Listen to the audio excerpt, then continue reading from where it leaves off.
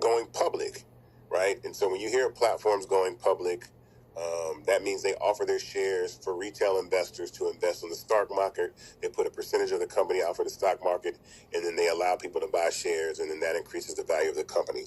During that process, before that really happens, the investors that are already involved in the platform will be able to, the investors like who are the people that are already investors. So if there's any current investors in Fanbase right now, you will be able to sell your shares before, or right when the app goes live on the stock market, and sell your shares. Now you can hold on to them because they might even increase, but typically what most people do is at that point they cash out of the company. So you hear people like Nas saying, okay, he got out of PillPack, or he exited, I think, out of like Coinbase or Robinhood. When they go public, they sell their shares on the open market, and boom, you get out of there. So that is my vision and understanding. I tell everybody, just with utmost transparency, you are with us to the moon or to the ground, and that is with any company. The thing that I think makes Fanbase different and kind of gives us the advantage is we all directly control the success of Fanbase. We all directly control the success of the platform, because what gives a social media platform its value is the users. And so as people continue to join this platform, the community continues to grow. We're now at almost 600,000 users. When I first started raising capital, Fanbase had about 10,000 users. So in about 3 years, we've almost grown to 600,000 users. Our goal is to get to 1 million users by the end of 2024. And I think that's extremely possible for what we're doing. So I want people to know that as well, is that you, more than anybody, can actually help increase the value of the app by simply using it and then telling other people to use it. So I know we all have friend groups. I know that we all spend money on a great many things. We like to go out to dinner. We like to buy nice things, but I would say one of those checks that we know we're going to spend something on, something that we might chew and swallow and never see again, or some clothes that we're not going to be able to wear for all the months of the year, that you can take $400, $500, $1,000 and invest in this company. We have about 14,000 users.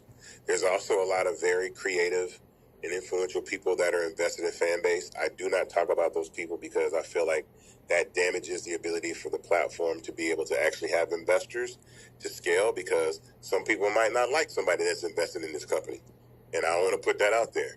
So you can remain quiet, but Fanbase has a lot of well-established investors, and they help out from time to time.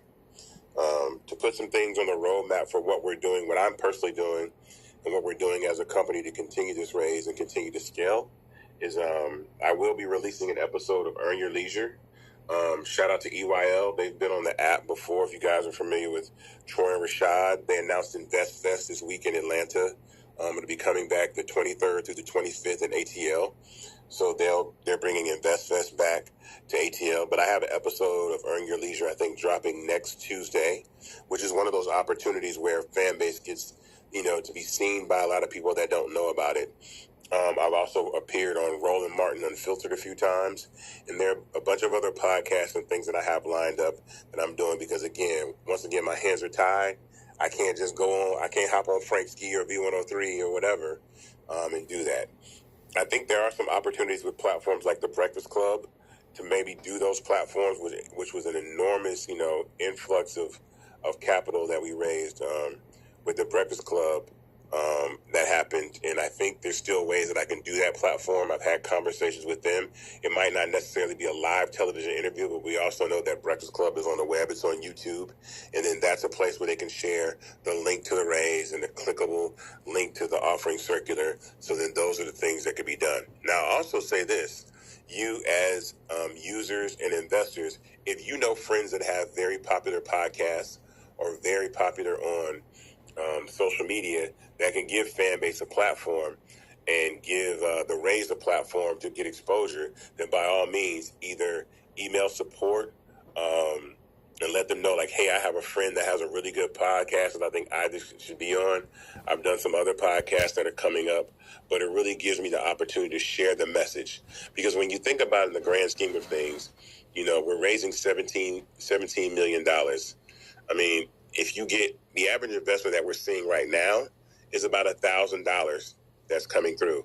So when you think about it, 17,000 people investing $1,000 is $17 million.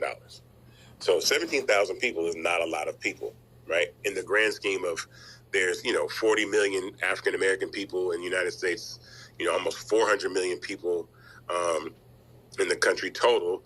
And then there's billions of people around the planet. And mostly every other country on the planet has the ability to invest in Fanbase, except for the UK and Canada, where there are some restrictions, but those restrictions are from their countries. So the UK prevents people. Now, if you're an accredited investor in the UK, you can invest in Fanbase. If you're not accredited, you can. And I think that, and then I think if you're accredited in Canada or the UK, and still you correct me because I'm not sure, but you can invest as a non-accredited investor in Canada, but those restrictions come from the Canadian government as well. But if you have friends in other countries and say, hey, look, I'm going to hit my friend over in Africa, I'm going to hit my friend in Ghana and Nigeria, and let these people know in Switzerland and in France and these other places that you can, and let them know that they can invest in India and all around the planet. You can let them know that they can own part of this company as well and continue to do that. I'm going to take a minute to look in the chat. If anybody has any questions, please throw them in the chat. I'll try to answer some questions. Big Facts Podcast here in Atlanta has 137,000 followers. That's dope. And I'll reach out to see if I can do Big Facts, because I think it's a podcast that we definitely need to be able to do. When is the IPO? So Sasha, the IPO doesn't take place until we decide which is the best time to do that.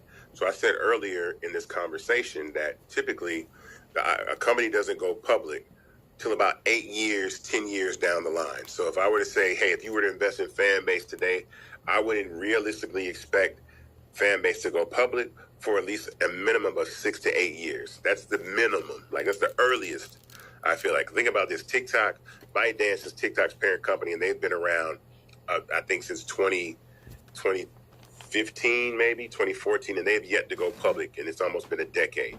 But they've also been able to make their company worth $350 billion. So anybody that has equity in that company is still knowing that they own part of a company that's worth $350 billion that probably started out as a $20 million company, as Fanbase did. So I think that that's a good thing to know, is that, that you're part of a company that's grown. If you invested in Fanbase in the first round, that means when you invested when Fanbase was worth $20 million, your investment is now worth 8 times what it was. So if you put $1,000 into Fanbase, now your shares are worth $8,000. And that's cool. There'll be a little bit of dilution, which happens through every round, but I get diluted the most because I have the most shares in the company, so it's cool. But I'm all fine with that. And I think that that's important. How do you become a super user? Well, can you still go for traditional VC? I see that, Sasha. Yes, traditional venture capital is something that we can always still go for. Here's the problem with traditional venture capital. And I actually was reading about this. I'll try to share a little bit of data about this to be really specific, because a lot of my friends that went the traditional VC route just had a lot of complications in actually raising capital. You know what I'm saying? And I think that that's one of the things that I think a lot of people have an issue with, right? And so let me find this, because I saw this the other day and I thought it was extremely important, especially with startups. I'm looking for something right now. But basically, in 2023, out of all the money that went to invest in startups, in 2022, it was about 1.5% of all the capital went to Black founders. So think of that. Every business that people can put money in from venture capital, 1.5% went to Black founders in 2023. 22. In 2023, that number dropped to 0.069%. So it went down. It almost went down by half. So imagine that. There's a very rare opportunity for people to really, like, that look like me, to actually have equity and opportunity to be able to invest. And you also see content in places where you've seen people that a lot of times they don't like what I'm doing or what anybody's doing in equity crowdfunding because, again, they're not getting the earliest opportunities to invest in Fanbase. You guys are. So they can invest too, but they typically don't like that. They want to be the only people that have the best opportunity to invest in the platform. And I think that is not fair. Why should it be legal for you guys and anybody that's listening right now to go to Vegas and gamble $5,000, right, on a crap table? We have 2 lotteries going on right now in the country. We have the Mega Millions and the Powerball. Each one of those are almost at $1 billion. If somebody goes and puts $5,000 on the lottery, on either one of those lotteries right now, it's not illegal to do so. So you're gambling just like anything. So why can't you bet on Fanbase the same way that you can bet on the lottery? And I would probably say that, statistically speaking, you have a better chance of having success investing in Fanbase than you do the lottery. Because only between like 1 and 6, 7 people win at a time, and they take all the cash out, and it's very, very hard. And millions and millions and millions of people play the lottery. Millions of people play the lottery. But again, Fanbase only has 14,000 investors. What's the downside of doing crowdfunding? These are great questions Sasha's asking, by the way. I see this too. And I'm gonna do I'm gonna do Social Proof podcast, so don't worry about that. I'm gonna do Social Proof podcast. Me and David. Actually, I'm actually gonna do his podcast summit in July. I'm doing David Chan's podcast summit in July here in Atlanta, Georgia. The downside of crowdfunding. Honestly, I can't tell you right now that I've seen a downside because this is the way that I came into the game. What I can tell you is that my colleagues that have invested through traditional venture capital saw a lot more of their company get acquired than they wanted to for small amounts of money, right? Because sometimes people need seed capital. Some people only need angel money, or they need $200,000, or they need, $300,000. And what happens is you wind up giving away 15% of your company for $200,000. The difference with Fanbase is that I actually invested in myself. The very first MVP of Fanbase cost about $200,000 to build, and I spent my own money. So I'm not asking anybody to do anything that I have not done myself. I put $200,000 into this thing, but don't think that I'm asking you to do something that I haven't done myself, because I believed in what we were building at Fanbase, and I believed in Ramiro and the team and what we could accomplish. And so I was very confident that we could do that, which is why I put that amount of money up, because I just believe in it.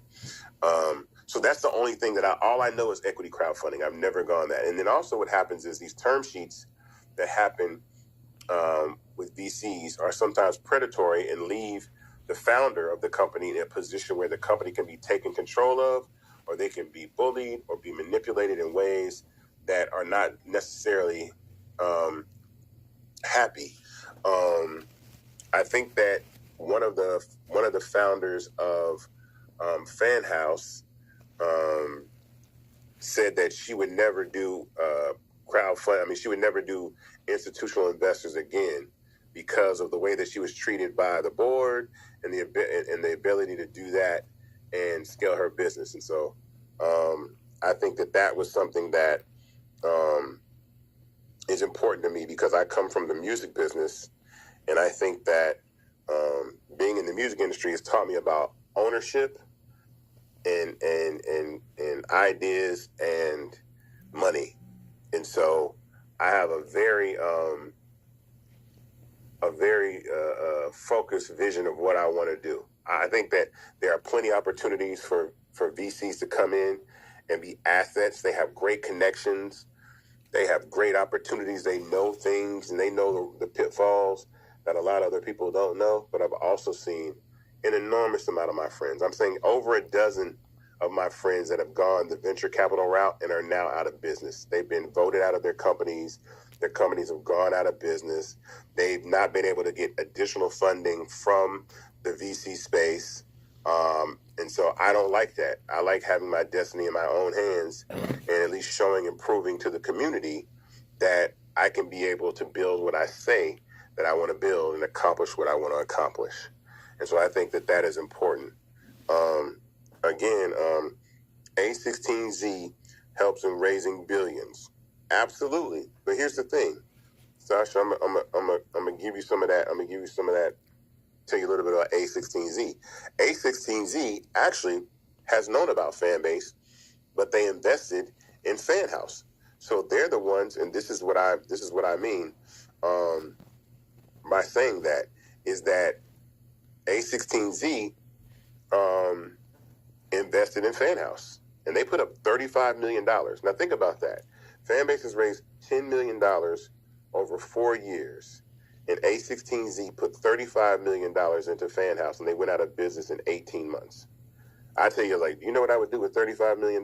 Like, trust me. I mean, again, I have never taken a salary. I've never taken a salary from Fanbase, even though Ramiro and Sil said I should. But I believe in what we're doing, and I think that that part about, paying myself can wait to a later point. So I think that that is something that I can wait on, because I think I'm more dedicated to being able to hire amazing people like Sil and Ramiro and Kyle and Maddie and Dee and Andrew and Andy and Noah, and continue to build this team. And that's more important. No raise yet, Kyle. Can't have a raise just yet. Sorry about that. As I see Kyle right here. Yeah. Requirements for Fanbase: showing up at events with signage. So, Geechee Girl, let me tell you something about that. I think that a lot of the decisions that we make at Fanbase are based on insights, and what actually drives one of two things, which is user growth or revenue growth. And so a lot of times we get asked to sponsor events all the time, but typically the money that we spend in sponsoring an event does not provide an immediate return that shows an enormous amount of growth or add to the revenue of the bottom line.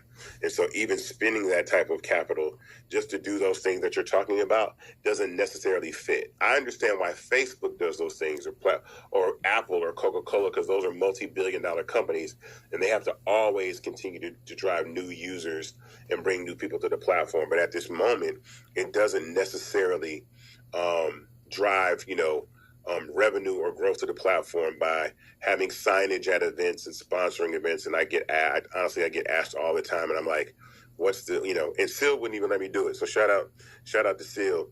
Sil probably wouldn't even let me, wouldn't even approve that. Because again, I just don't spend money. I have to go through an approval process, again. And I think that's one of the things that I credit more than anything is the amazing team at Fanbase, that we manage our resources and our assets well. We're not spending money frivolously. We're not, we ain't buying a bunch of houses and boats, and, we're not partying, and we have no lavish parties. We don't do that. This is really a small group of people that are really hungry and dedicated to building something significant. So yeah, sponsorship is something that, again, we might, do down the line, but it's got to make sense. Everything has to make, sense or growth in a way that we continue to build a platform. I'll tell you some things that we are working on, that we're working on down the pipeline, and that we do have coming. We do have a new release, a new release that we've sent to app stores to be released tomorrow. There's some emojis that people wanted to come back.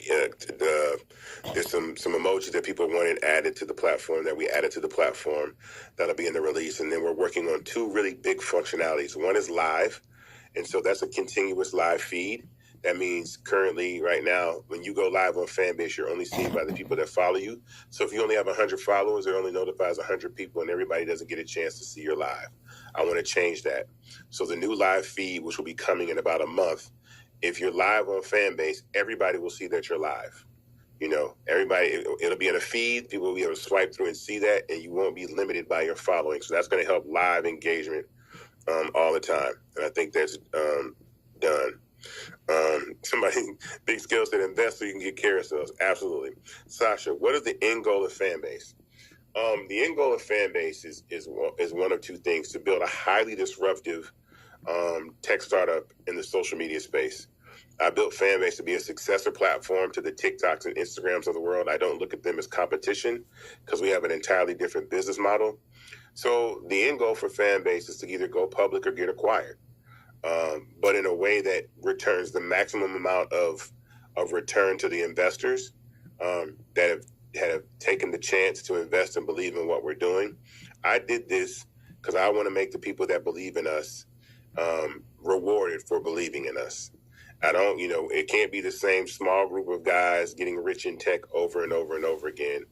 And as a Black founded startup, I wanted to create an opportunity to create generational wealth for anybody, but I know the impact that would definitely have on the Black community because we really don't get an opportunity to invest and have opportunities to be able to do this. So I think that that's cool. I think that it's extremely important. How does Fanbase make the world a better place? Oh, Sasha got all the questions. Shasha, I'm saying it right. Shasha 2810. How does Fanbase make the world a better place? Well, I think number one, we're seeing a lot of people lose jobs. And I say this all the time that by default, every person that has a Fanbase profile is a business, right? And I'll prove that right now because we're all content creators. We're all providing, we're all creating an opportunity to the community and contributing to the community. So Fanbase, lowers the barrier to entry for people to monetize their content on social media. There's so many people that don't make money off their social media, and so Fanbase kind of lowers that barrier to entry and gives everybody a shot to make money. It turns everybody into a business. And so again, the average American salary is between $40,000 and $60,000 a year. But if you just had 5,000 people in subscribing to your content on Fanbase, and you only made $2.50 a subscriber, that's $12,500 a month. That's $150,000 a year, and that's better than 96% of Americans. And so I think that that's extremely important, that monetization is going to be the future of social media. Once video got added to social media, everybody became a television network. So there's nothing stopping all of us from turning ourselves into our own content houses for curated content. What Risa Tisa did on TikTok is what I imagine people will be doing on Fanbase all the time. But those things will evolve into series that people can create and produce and monetize and own and make tons and tons of revenue from, as opposed to having to get brand deals and sponsorships that don't always work out for creators. So I wanted to build something that focused on the creator economy, that focused on young people, and that focused on the future of monetization in social media. How long you allow us to invest? So the cutoff date is when we reach our goal. We have a goal of $17 million to raise. And I can tell you right now that means somebody could come in and put $5 million in the Fanbase today, or $17 million in the round would close. And so I always tell people, don't wait. If you feel like you really want to invest, don't take that time to kind of sit around, because what happens every round, there's not been a round, and given every round, people always ask like, oh, can you still invest? And the round will be closed. And I'm like, dog, I was telling people don't wait, because sometimes these raises tend to go viral. We get a lot of investment in, and then the round closes. So I'd already say, don't wait. If you want to invest in Fanbase, invest sooner, you know what I'm saying, for sure. One thing that I also think is cool, and Mr. Man, if you want to know where you can invest, you can go to startengine.com/fanbase. It's pinned to the top of this room right now. The link to invest is pinned to the top of this audio room. It'll take you directly there. What you will do is you will make a Start Engine profile, and I'll explain to you how this works. You'll make a Start Engine profile. After making a Start Engine profile, you will create your profile, and then you will invest in the app. Start Engine will be the custodian of their shares. That means they are responsible for holding your shares for you, and you will be added to our cap table, but that is where your shares will exist. So when the time comes that Fanbase does get acquired or goes public, we know exactly how many shares you have and what changes in how much your equity is worth in the company. I can't hire you right now, DJ Banner. He said, I'm wanting to remain an investor for the next 30 years. You can remain an investor as long as you want. Again, you can remain an investor as long as you want. But again, typically what most people do is when they have a chance to get out at a higher valuation, they get out. Now you could you could cash out half of your shares, or 10% of your shares, or all of your shares, and say, man, I invested in Fanbase, I saw a significant return. And to be realistic, I got to be realistic about this. I got to be realistic about this too. A good return on your investment, and you'll even see the guys, you'll see Ian and Troy and Rashad tell you a good investment is 7% return on your investment, 12% return. So if you invest $1, then if you see $1.15 come back, $1.12 come back, $1.07 come back, that's a good return. I know, and I'm going to ask people here, while we're in the audio room, and we can see people can use their emojis to express themselves. If there's anybody in here that is invested in Fanbase, right, but has made the money back that they invested in Fanbase by using Fanbase, put a check mark on the screen. That means I spent $256 and I've actually made $256 using the app. So you're basically invested in the app for free. That means that the money that you've invested, you already have equity in it. I see Gary, I see Layla, I saw some other people up there that said, yo, I've invested. Al K, Chief, I see these people, Queen Mo. So isn't that amazing, the fact that you've monetized? I see DJ Swag, I see Big Scale, I see people that, Joyce, I see all these people. And then throw a green check in the chat too, if you have. Not even that. If you've invested in Fanbase, and you've also made money using Fanbase that has made more than you invested, throw a check in the chat. And that'll let you know that people have actually done that. I see a question from IFA. I see you asking, what are the current value of shares in Fanbase? The current share value is $6.65 per share. So $6.65 per share. And I think that's dope. That's good. Because we're raising at a higher valuation, the share price increased. We didn't do a stock split, but I think that's cool. And shout out to everybody that's actually made money on the platform. So now you're basically invested into a startup for free by simply using the startup. That's pretty gangster. So now you haven't lost it all. Anything you get past this is up.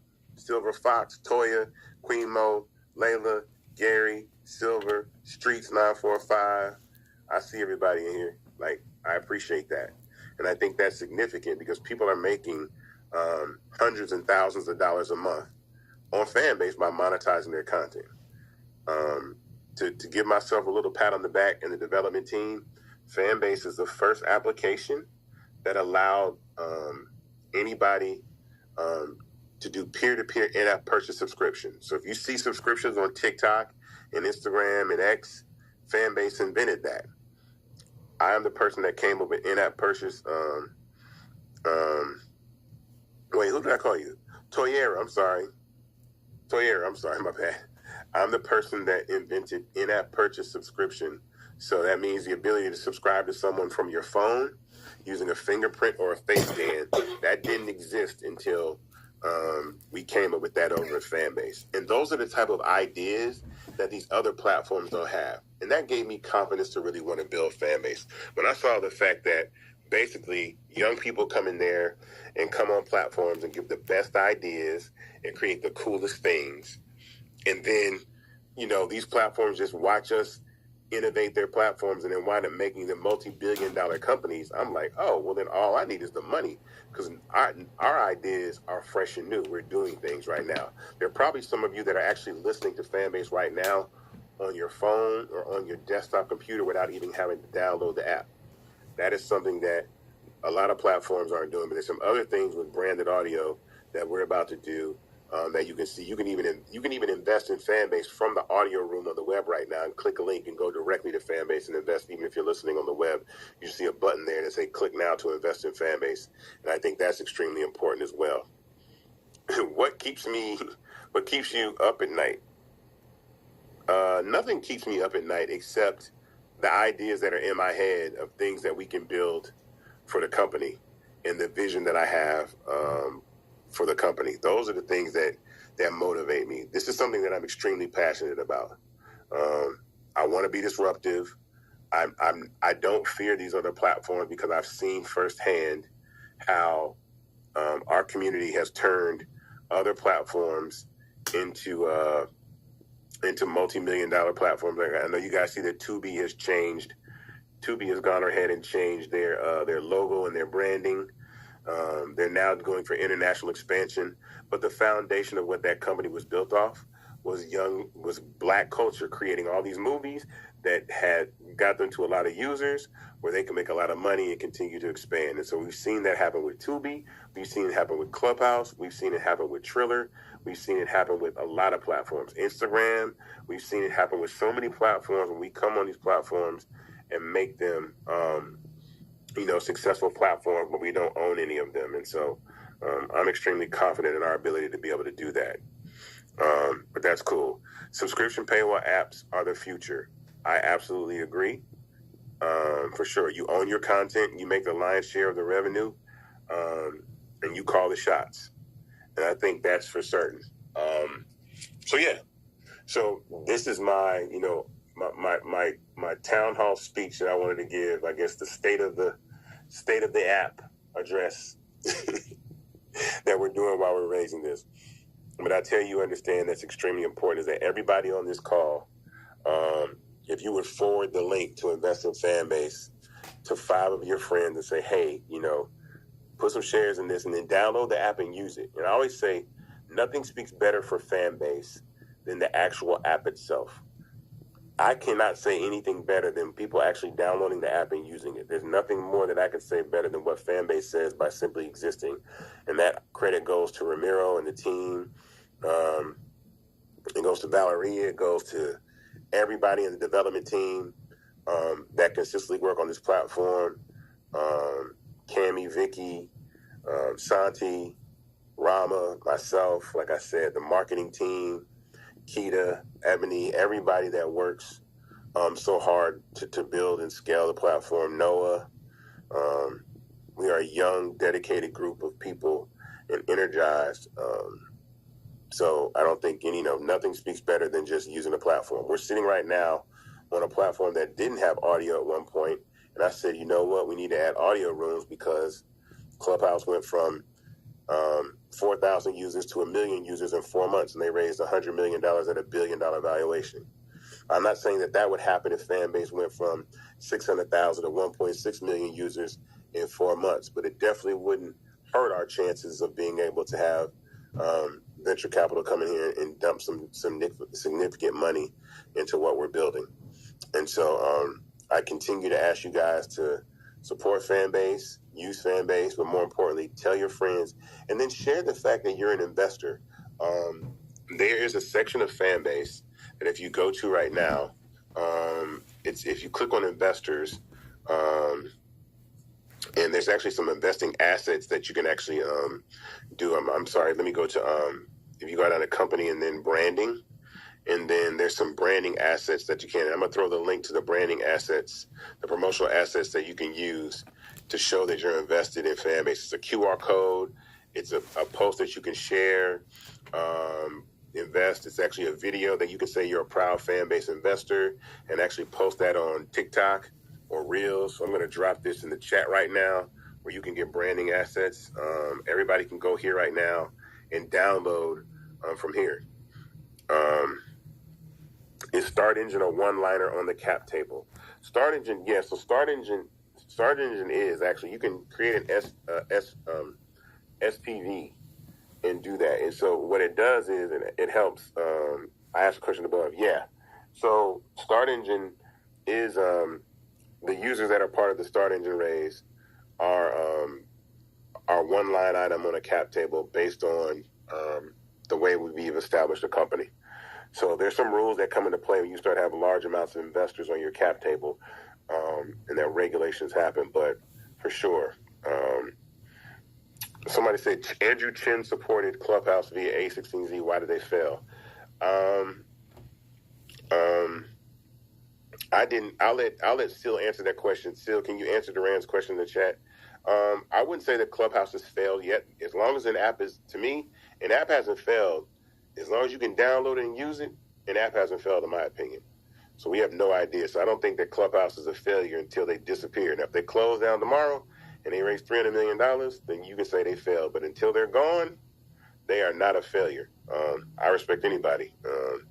Until they gone, they're still in the game, like without a doubt. But everybody if you get a chance, download those assets though. Download those assets and share them. That you can say you can put music behind them, all that kind of stuff. So I don't take Clubhouse lightly at all. I think they innovated the social audio space in a very unique way during COVID. But I think there's some opportunities that were missed.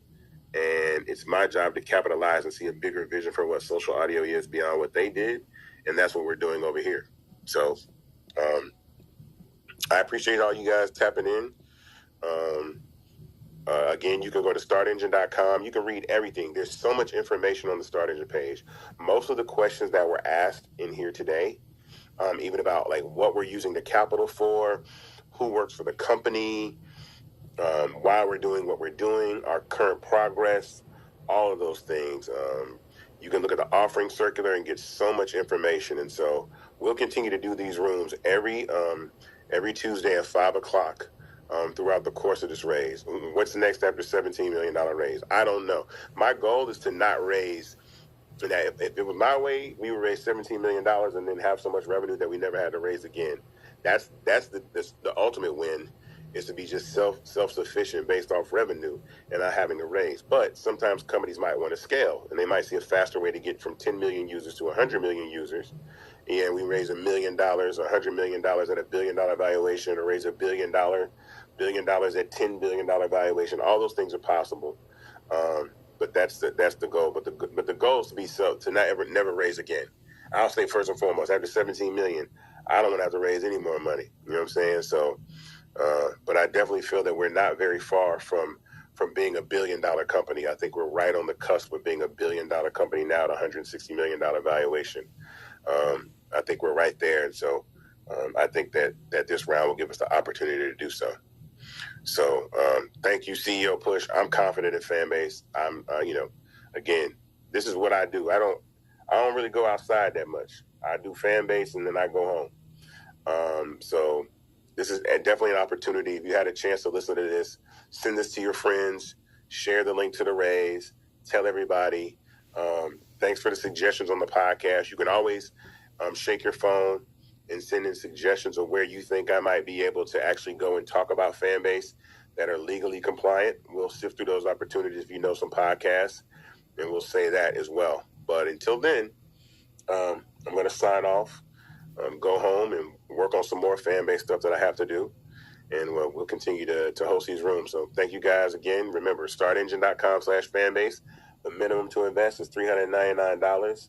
We're almost at $325,000. So I hope to see hit that milestone pretty quickly, and then we'll continue to move forward. So see you guys next week on this call. But the marketing team has a call, and Ramiro has his calls on Thursdays. That is Tech Talk with Rama. So those are the things that are more on the technical side about what's going on with Fanbase. And so tap in for those things as well. All right. Thank you guys very much. Talk to you later.